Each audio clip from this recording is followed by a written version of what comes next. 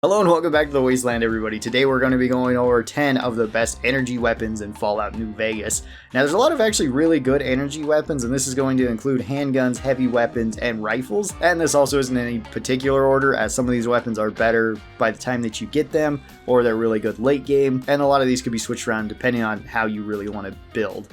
So, starting out at our number 10 spot, we have the MF HYPERBREEDER Alpha. This is the unique recharger pistol. You can buy this from the Dinobite Cafe, and this one is basically an energy submachine gun, or the closest we have to an energy submachine gun besides like the laser RCW. This one has good damage per shot, very high damage per second, it recharges very fast, and like I said, this fires out similar to a submachine gun. It also has submachine gun level of crit chance, so very low, but when you do hit crits, it's kind of nice. This one also has very low action point cost too, which is very nice, and it has a pretty low spread, and it has a ton of item health. It takes a while for this one to break.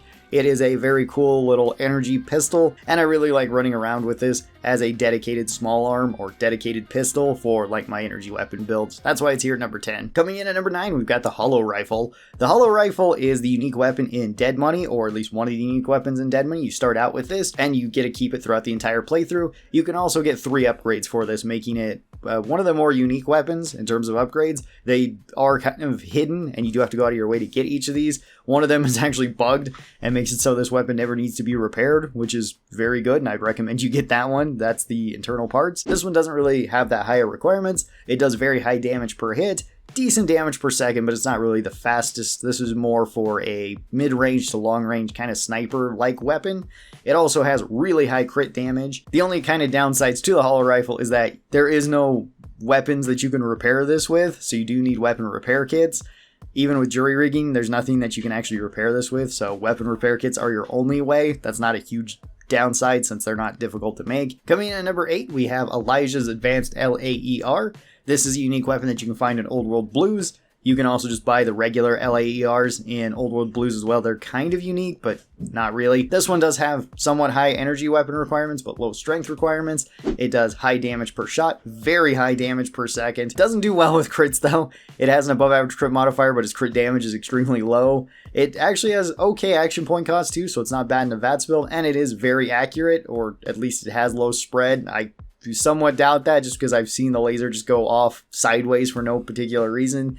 Holds 15 shots, doesn't weigh very much. Main downside to this weapon though is that it has extremely low item health, and it can break super fast. Now this isn't such a big deal if you've stocked up on weapon repair kits or if you have jury rigging to fix this. Coming in at number 7, we have the Tri-Beam Laser. The Tri-Beam Laser makes a return in Fallout New Vegas. It has high requirements again, at least in terms of skill. Does very high damage per shot, very high damage per second. Has an above average crit modifier, but lowish crit damage. Low action point cost, which is nice. This one does have some upgrades though, at least if you get the Gunner's Arsenal version of it, to where you can have more damage, you can have more condition on the weapon, or you can have more capacity. Capacity is really good, and more condition is really good, because this one can break really quick too. It also has very low durability.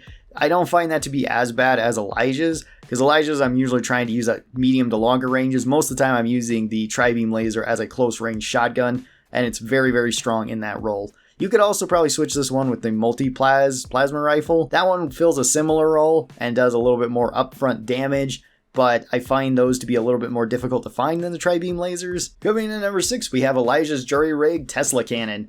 Now, this one you can also find in Old World Blues, although the regular Tesla Cannon and the other unique Tesla Cannon that you can find in the Wasteland, I think it's the Tesla Beta Cannon or something like that, or Beta Prototype Cannon, is also really good. This one does have very high requirements, which is kind of a downside to it, but it does very high damage per shot, pretty high damage per second, because you can fire this actually in pretty quick succession. And this one also has a 2x crit modifier, but okay crit damage, not really amazing crit damage. Has very low spread, which is great. It actually technically has no spread, which is really good if you meet the requirements. It's pinpoint accurate then. And the only real downside to this one is that it also has very low item health.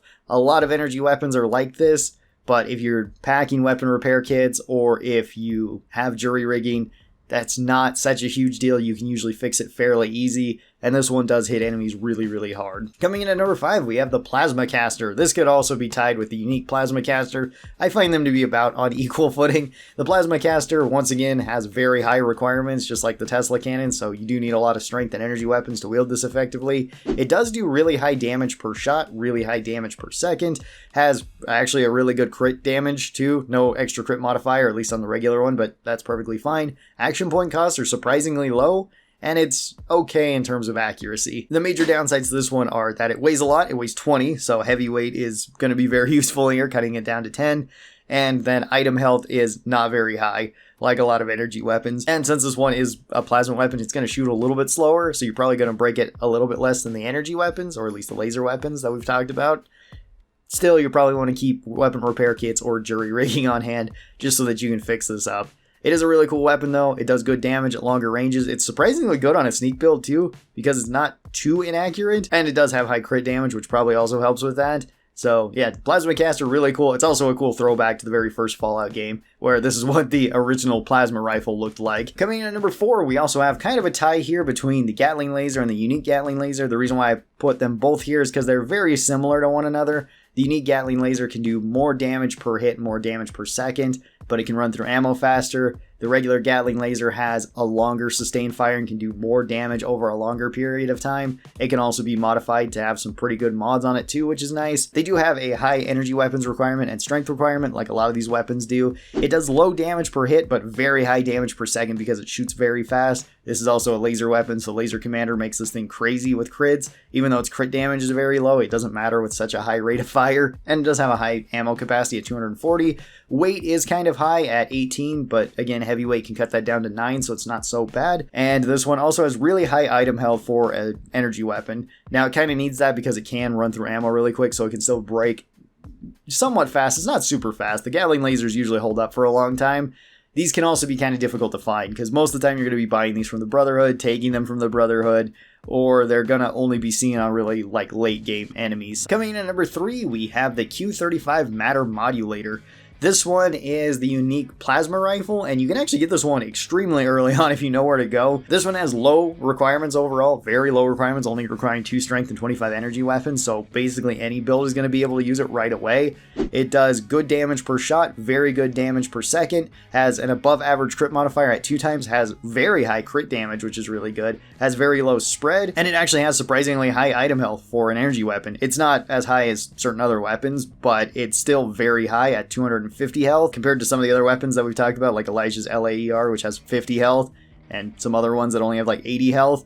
This one actually can last you a very long time. It doesn't weigh too much. You can repair this with plasma rifles, which are a little bit difficult to find early on, but not impossible to find early on. There really is like no downside to this weapon. It is a very, very good weapon and can carry you throughout the entire game. It's very similar to like this machine, but this is for like the energy weapons version of it. You can get it right away. Sure, there are some better options than it, but this thing takes forever to break in comparison to other weapons. Does good damage, has easy to find ammo.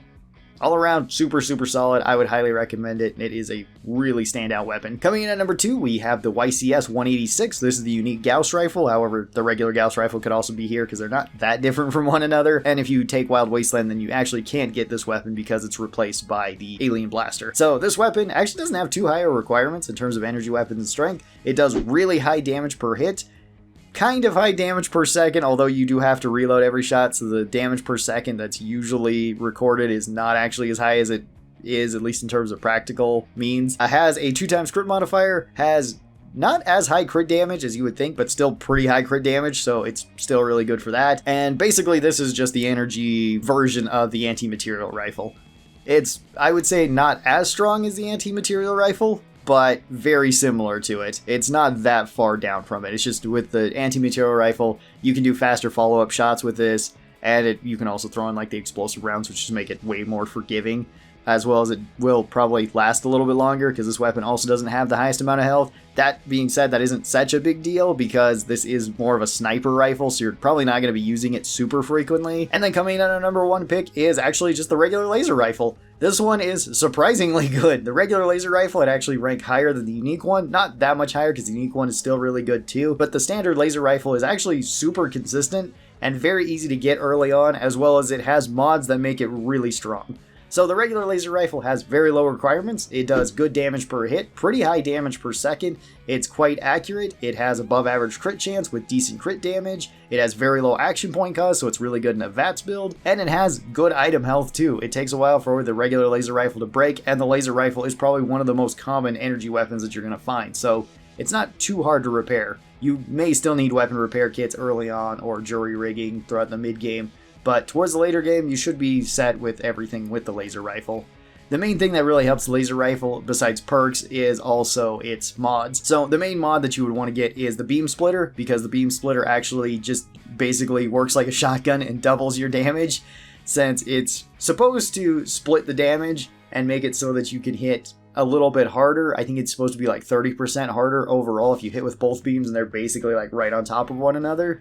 So it's very consistent for you just to be hitting with multiple shots, but it's kind of bugged and just basically makes it so you have two lasers. The laser rifle is actually surprisingly good, especially for just a common weapon. Again, the unique one could be here too. The unique one's pretty good, but it's not as strong. I think the regular laser rifle is actually one of the strongest energy weapons in the game, kind of surprisingly, but it does stay consistent all throughout the game. Thank you guys so very much for watching this. I hope you guys enjoyed it. Tell me what your 10 favorite energy weapons are down in the comments below, or your 10 best energy weapons down in the comments below. I'd love to hear them. There are actually a lot of really good energy weapons that didn't even make the list, like the unique laser rifle, the multi-plasma rifle. There's still a lot more really good ones. So I hope you guys enjoyed, and I'll talk to you next time. Bye-bye!